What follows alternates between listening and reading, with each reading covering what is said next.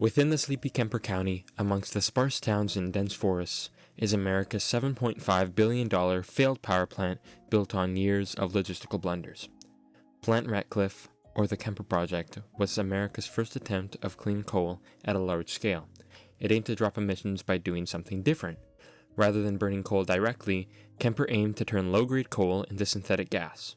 TRIG, or Transport Integrated Gasification, is that process which converts coal into clean-burning syngas.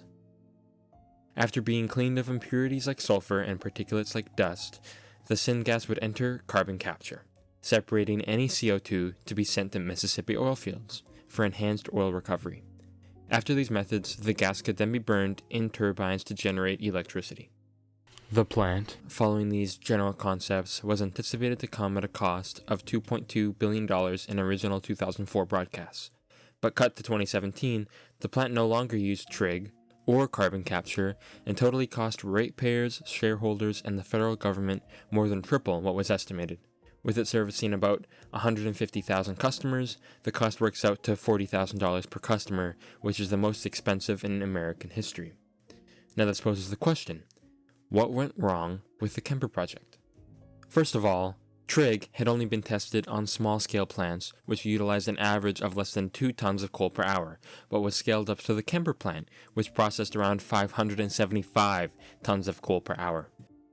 Since this was a first-of-its-kind design, the scale-out came with significant issues, from higher volumes of gas, longer pipes and ducts, and larger gasifiers, all bringing in more maintenance, unpredictability, and more frequent shutdowns. Those contaminants and particulates also collected far quicker, leading to filters struggling to match the input. Finally, engineering the buildings and infrastructure from a drastic size difference also brought misalignment and other design flaws, which forced many large sections of the plant to be rebuilt. These scaling issues, specifically the increased shutdowns, caused the carbon capture system to never be fully finished for commercial use, as it requires consistent streams of syngas. Carbon capture was also expected to consume 15 to 25% of total energy production, that being the average consumption of energy produced by plants nationwide. While that would be manageable on its own in any other plant, Kemper needed any excuse to get back into the green, and sequestration would result in too great of an efficiency reduction.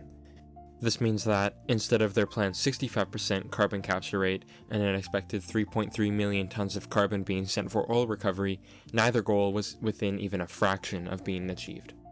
But the largest problem was not necessarily the technology, but rather the crumbling management due to the unexpected complexity of the project, simultaneously feeding billions of dollars into a system that is failing, escalating issues even further. Now, how did this continue to be funded just to run itself into the ground? Misconduct and fraud. Kemper's issues with time delays, cost increases, and safety violations were obscured to its largest investors, like the Department of Energy. Concerns from engineers and executives of not being able to have Kemper function as a clean coal plant due to serious design flaws and construction issues were hidden from the public for years. Critical data was withheld from these same monitors, including projections which placed cost overruns far above the hard caps that they had expressed. Regardless, reports were made in order to make the project out to be on schedule and on budget. Decisions were even made as if these claims were true.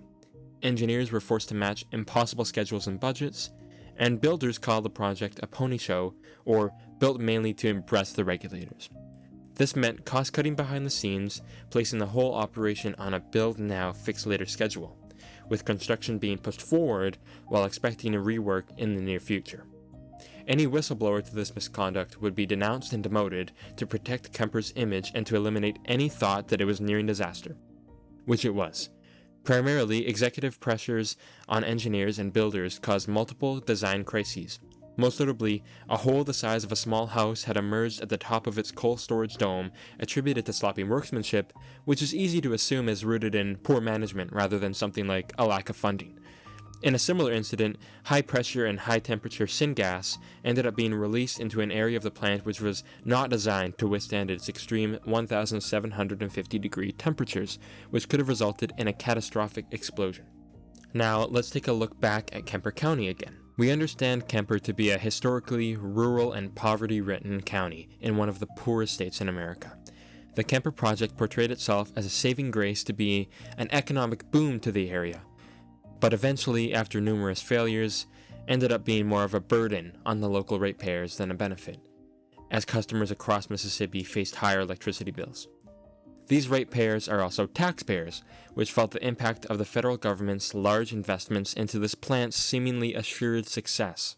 Generally, any growth seen during construction, like an influx of builders and other workers boosting economic activity for the short term, were irrelevant after the clean coal project was cancelled, as fewer permanent positions were truly present than what was anticipated. Since 2017, the plant has only processed natural gas, and that to a similar extent to many plants across America, the main difference being that those plants were mostly built for under $1.5 billion.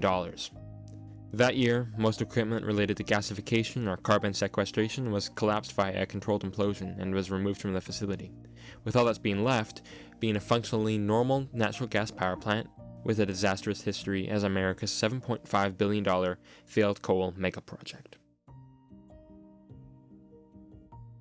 So I just thought I'd take a moment at the very end here just to mention I really enjoyed researching something that doesn't really appear in any big news articles because, I just think it really develops your sense of free thinking.